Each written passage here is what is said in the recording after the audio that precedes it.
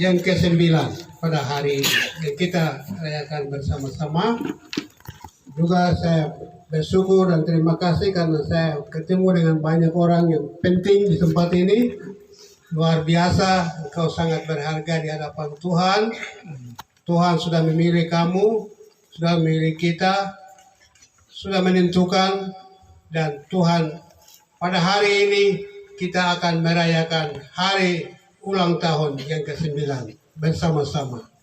Para Bapak Bupati Dogiai, terima kasih, selamat datang. Begitu juga anggota DPR yang lain, Bapak-Bapak Pendeta, Bapak Koordinator, Bapak Thomas Tege, puji Tuhan, Bapak ini orang tua selalu hadir di tempat ini. Puji Tuhan, Bapak-Bapak yang ada di sini di tempat ini, Bapak Wakil Ketua DPR juga ada di sini, Bintang Jaya, luar biasa, sangat luar biasa. Ya toh, Bapak Wakil Ketua toh? Wah, adiknya, luar biasa. Saya kalau itu saya salah ini, minta maaf kalau saya salah. Ya, siapa tahu, ya, luar biasa. Ini satu hal yang luar biasa. Dari sekian orang mahasiswa, staf Nabire ini sekarang sudah menjadi berapa ratus orang? Bapak Ketua, berapa ratus orang? 890. Luar biasa. Tepuk tangan untuk staf Nabire. Itu sesuatu kemajuan yang luar biasa. Saya ada cerita.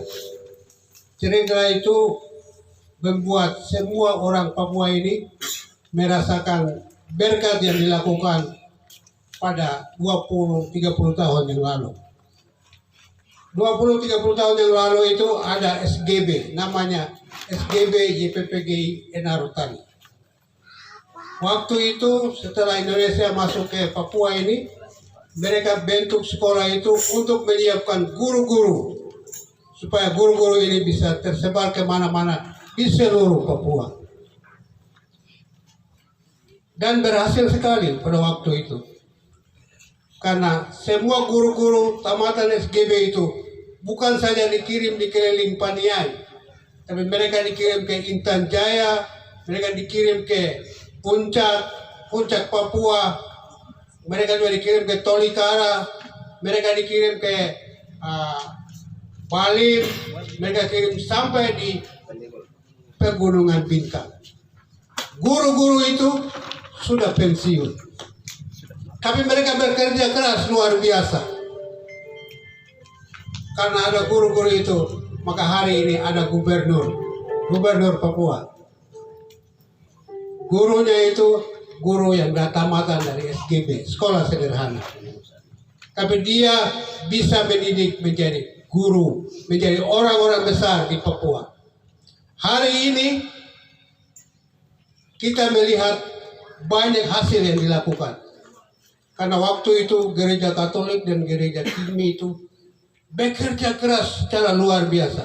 Mengirim orang dari seluruh kampung ke kampung.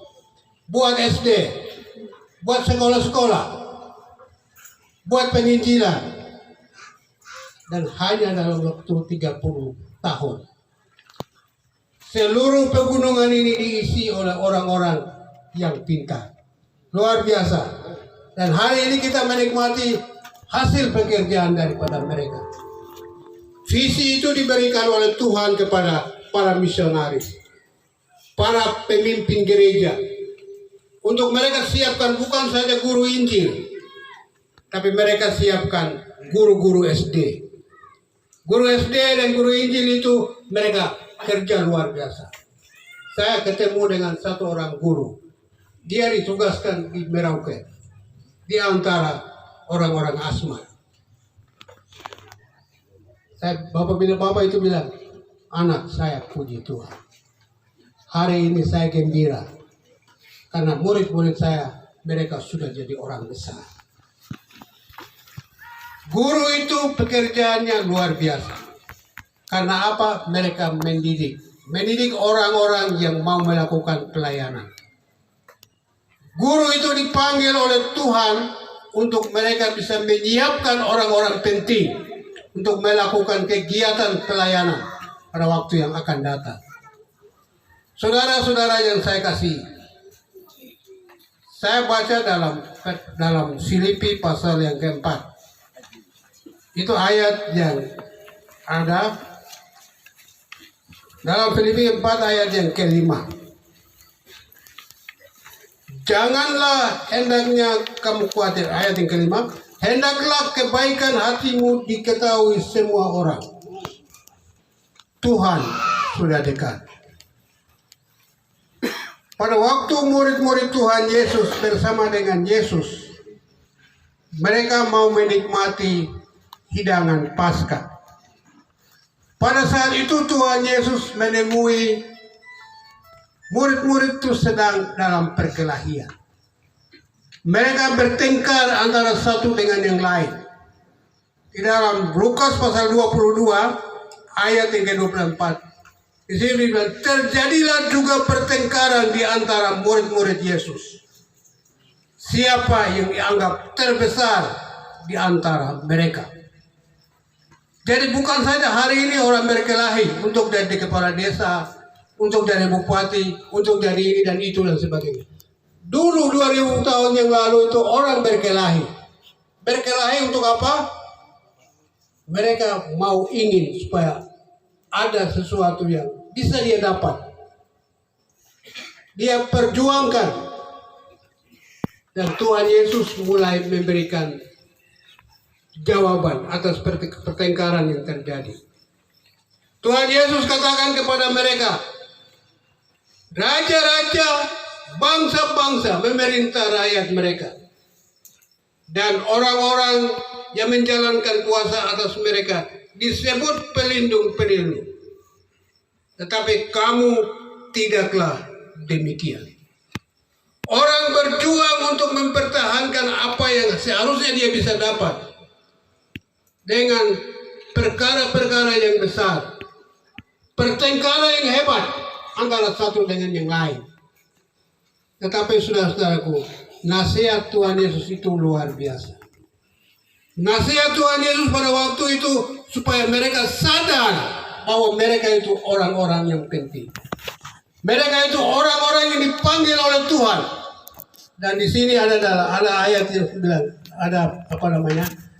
Kita membenahi diri menjadi pelayan Kristus. Kita membenahi diri menjadi pelayan Kristus. Bapak-bapak dan ibu-ibu sekalian, untuk menjadi pelayan Kristus bukan melalui pertengkaran. Bukan melalui sesuatu usaha yang harus dilakukan. Untuk menjadi pelayan Kristus itu, dia harus merendahkan diri. Barang siapa yang ingin menjadi besar, dia harus menjadi yang terkecil. Dia adalah pelayan daripada Tuhan sendiri. Dia melayani Tuhan. Dia melakukan pekerjaan yang dilakukan untuk Tuhan dan bukan untuk manusia. Dia bekerja bagi Tuhan karena dia tahu bahwa melayani Tuhan itu membawa berkat yang berlimpah-limpah bagi hidupnya. Saudara-saudara yang saya kasih dalam Tuhan, Filipi mengingatkan kepada kita, hendaklah dalam ayat yang kelima, hendaklah kebaikan hatimu diketahui semua orang. Tuhan ada dekat. Kebaikan hati itu akan tumbuh dan berkembang ketika kita mulai merendahkan diri. Ketika kita mulai mencari Tuhan. Ketika kita mulai dekat dengan Tuhan. Ketika kita berbicara kepada Tuhan, dan Tuhan, inilah saya, inilah aku. Entah Anda punya posisi apapun, apabila Anda tidak dekat dengan Tuhan, apabila Anda tidak menyerahkan hidupnya kepada Tuhan, engkau akan menghadapi goncangan-goncangan yang besar. Engkau pasti akan merasa susah dan menghadapi tantangan yang luar biasa. Dan selalu kita akan melihat persoalan, melihat masalah, melihat apa yang sedang terjadi. Bukan melihat kepada Tuhan. Bukan melihat kepada orang yang mengatur kehidupan. Bukan melihat kepada orang yang mengatur hati dan pikiran. Hati itu sangat penting. Di dalam setiap manusia itu ada hati. Dalam hati itu keluar yang baik dan keluar juga yang jahat. Tapi dalam ayat itu dibilang, berbahagialah orang yang berusaha mengembangkan hatinya untuk melihat hal-hal yang besar, yang luar biasa. Tuhan akan melihat, dan Tuhan melihat setiap hati orang. Setiap orang yang punya hati diperhatikan oleh Tuhan. Karena itu Tuhan mengatakan, hendaklah engkau memiliki hati yang baik, hati yang mulus, hati yang luar biasa, hati yang penuh dengan pengorbanan, hati yang sama seperti Yesus. Yesus orang yang luar biasa. Yesus melayani manusia itu dengan hati. Yesus melayani manusia dengan sikap yang benar, sikap yang membuat orang lain lebih berbahagia, harus lebih berbahagia daripada dirinya sendiri. Orang lain itu harus lebih senang, lebih kuat, lebih bahagia, lebih sejahtera daripada dirinya sendiri. Itulah hasil pekerjaan dari Tuhan Yesus. Ketika dia melihat murid-muridnya sedang bertengkar, siapa yang besar di antara mereka, Tuhan Yesus menegur. Tuhan bilang, tidak, kamu harus berusaha supaya menjadi sama seperti anak kecil ini. Kamu harus menjadi rendah hati, sama seperti anak kecil ini. Merendahkan diri dan melayani adalah pekerjaan utama dan terutama. Kita melayani. Kita melayani antara satu dengan yang lain. Pelayanan itu sesuatu kata yang sangat penting dan luar biasa dalam kehidupan kita, dalam pelayanan kita setiap hari. Apabila kita melayani Tuhan, hati kita menjadi sejahtera. Pikiran kita menjadi pikiran yang positif. Pikiran yang membuat kita bukan mencari kesejahteraan saya. Bukan mencari bangku, kedudukan, jabatan. Bukan. Saya melayani. Oleh karena saya dipanggil oleh Tuhan untuk melayani. Melayani Tuhan, melayani sesama manusia. Pelayanan itu sesuatu yang teramat penting dalam kehidupan. Karena itu saudara-saudara yang saya kasih dalam Tuhan, sekali lagi saya ingin membaca dalam ayat yang ke-26, Lukas pasal yang ke-22. Tetapi kamu tidaklah demikian,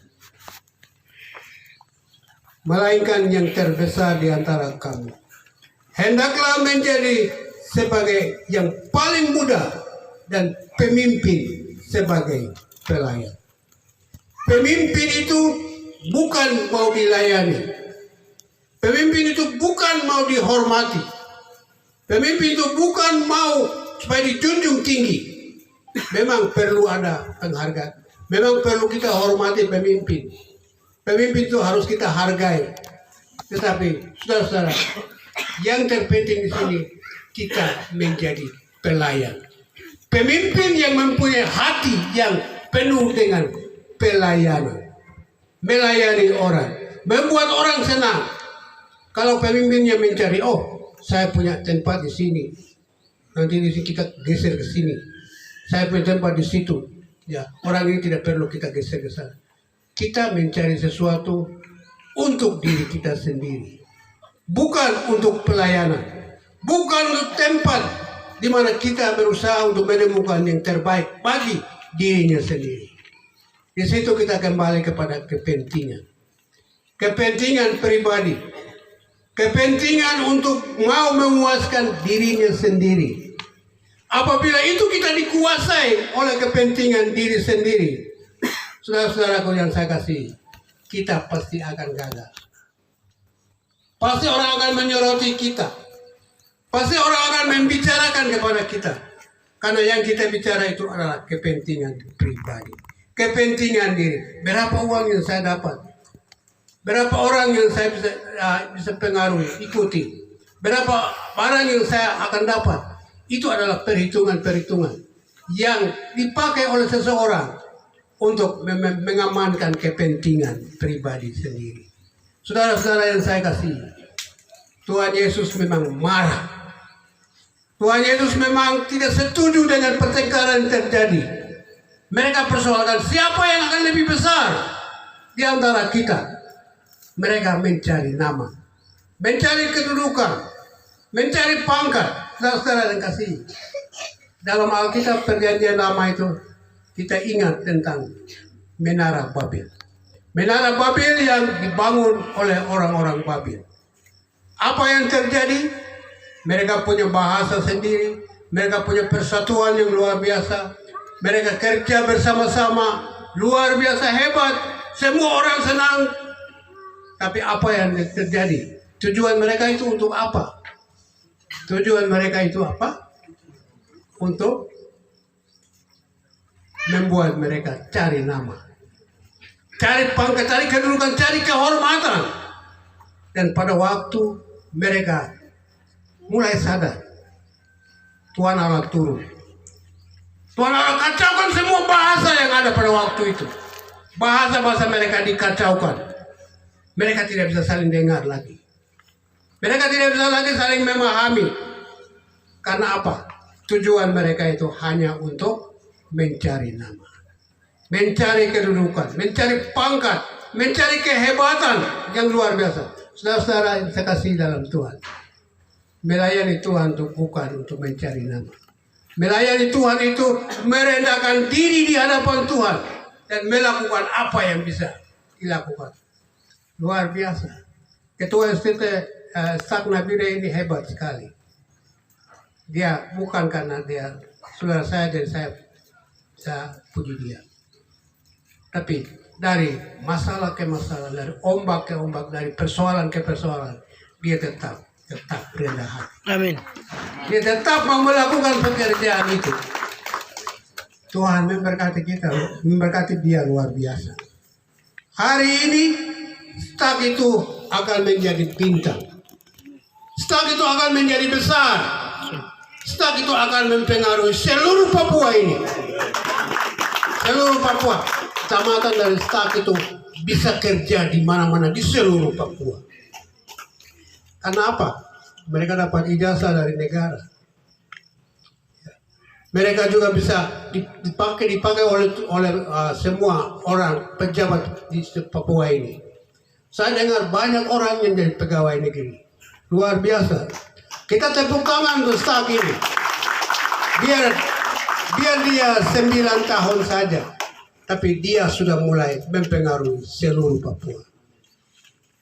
Ini ada sekitar 29 kabupaten. Mahasiswa, saya mau kasih tahu kepada kamu. Jangan kamu pusatkan kepada kabupatenmu sendiri. Buka pikiran. Berjuang. Dan melakukan sesuatu terobosan yang baru. Kerja di tempat-tempat orang lain. Melayani Tuhan. Membuat orang, menjadi manusia yang sejati. Maka engkau akan diperhitungkan Tuhan. Luar biasa. Pada waktu Lukas NMB, dia bertemu dengan gurunya. Apa yang dia buat? Luar biasa. Dia menyambut gurunya itu dengan senang hati. Ini Lukas NMB. Belum lagi besok itu kalau kita jadi guru dan kita orbitkan seorang presiden Papua. Kenapa tidak bisa? Kita bisa lakukan itu. Karena apa? Tuhan bersama dengan kita. Pada waktu Hiroshima dan Nagasaki jatuh, dibom oleh Amerika. Semua berantakan. Hancur-hancuran. Apa yang terjadi? Kaisar itu hanya minta, saya hanya butuh guru. 20 orang saja sudah cukup. Dia menyatakan itu kepada seluruh dunia. Dan saya bisa membangun kembali Jepang ini menjadi negara yang raksasa. Luar biasa. Sekarang terjadi apa? Jepang menjadi negara paling kuat ekonomi di seluruh dunia. Terkenal di mana-mana. Jepang itu orang hebat. Mengapa? Bermodalkan guru. Guru yang mengajar orang-orang Jepang, guru-guru yang mengajar untuk orang Papua. Sekarang ini coba bayangkan, adakah guru-guru yang bertahan di kampung-kampung mengajar anak-anak muda? Adakah guru-guru yang sedang berjuang di kampung-kampung untuk bisa membuat anak-anak didik itu menjadi guru-guru, menjadi anak-anak yang luar biasa? Itu tantangan bagi kita. Saya tidak tahu, Bapak Bupati yang tahu tentang keadaan guru-guru yang ada di kampung. Tapi pada waktu saya buat penelitian di Pania itu, di Obano, di Kebo 1, di Wamani, di Narutali. Apa yang terjadi? Saya sendiri lihat. Guru itu kasih tugas pada pagi hari, kamu kerja ini. Baru dia apa? Saya mau pergi ke Narutali. Jadi kamu kerja barang ini. Dia tidak mengajar, seharusnya dia mengajar. Ini sesuatu yang luar biasa yang sedang terjadi. Padahal mereka dapat uang bos yang besar-besar. Uang-uang yang luar biasa hebat. Tidak sama dengan guru saya waktu saya masih SD kelas 1. Mereka tidak dapat apa-apa. Guru-guru yang pada waktu saya masih kecil itu saya di Kebo 1, Kebo 2. Ya. Guru-guru saya itu mengajar rajin sekali, luar biasa. Mereka memberikan kepada kita waktu yang luar biasa. Mereka akan pergi ke Enaro atau kemana saja hanya untuk habis bulan. Mereka mau dapat gaji, mereka dapat beras dan sebagainya. Tapi sepanjang 1 bulan itu mereka tanam bersama-sama dengan murid-murid di sekolah. Saudara-saudara yang saya kasih, ini penting untuk kita catat. Kalau kamu menjadi guru, mahasiswa, staf, di mana saja di seluruh Papua ini, kau harus tanam diri baik-baik di situ. Melayani anak-anak. Karena anak-anak itu akan bilang, oh itu guru saya. Guru saya yang luar biasa. Mungkin anakmu akan menjadi seorang bupati, seorang gubernur. Mungkin akan menjadi seorang presiden. Tidak tahu. Kita tidak tahu. Tapi mereka akan ingat kamu sebagai seorang guru. Seorang guru yang mengabdi, yang memberikan pelayanan kepada murid-muridnya. Bapak-bapak, begitu juga dengan pendeta-pendeta. Begitu juga dengan kita semua. Kita melayani orang. Bukan kita pergi jalan-jalan kemana saja, setelah itu sore pulang, dan besoknya juga begitu. Itu sesuatu yang menyeleweng akan panggilan Tuhan. Tuhan memanggil kita untuk melayani. Hendaklah kebaikan hatimu diketahui semua orang. Tuhan itu ada dekat. Tuhan ada dekat dengan kamu. Tuhan akan berjalan bersama dengan kamu. Karena apa? Kamu orang yang baik. Kamu orang yang setia. Kamu menyerahkan seluruh hidupnya untuk melayani orang-orang yang perlu, yang dibutuhkan, yang akan mengangkat mereka menjadi orang-orang yang hebat pada masa yang akan datang. Bapak-bapak, ibu-ibu, saudara sekalian, renungan ini saya titipkan kepada kita semua. Mari kita memberikan yang terbaik untuk Tuhan. Mari kita melakukan pekerjaan kita sesuai dengan panggilan. Panggilan Tuhan itu jelas. Panggilan Tuhan itu untuk menolong orang-orang yang butuhkan pertolongan dari kita. Orang-orang yang butuhkan. Mengapa kita bilang begitu? Saudara-saudaraku yang saya kasih, Tuhan akan menyediakan berkat yang berlimpah kepada kita. Tuhan akan melihat bahwa ada satu terima kasih kepada terima kasih yang lain. Kita akan mengucapkan terima kasih Tuhan, terima kasih Tuhan. Dan 1000 terima kasih akan kita ucapkan. Karena apa? Tuhan beserta dengan kita. Dia akan menolong kita. Kita akan melihat dari satu tanda heran kepada tanda heran yang lain. Karena Tuhan Allah dekat dengan kita. Dia menyertai kita. Dia memberi kekuatan kepada kita. Kita akan melihat bagaimana Allah sedang bertindak. Orang Papua ini kalau mau kita robah, kita sendiri bisa robah.